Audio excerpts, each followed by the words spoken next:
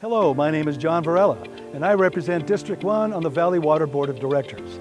We are happy to announce we have completed construction on the Main Avenue and Madrone pipeline project.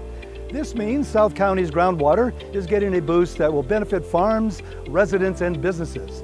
The project involved the installation of 2.7 miles of water pipeline that allows us to replenish our groundwater basin in South Santa Clara County.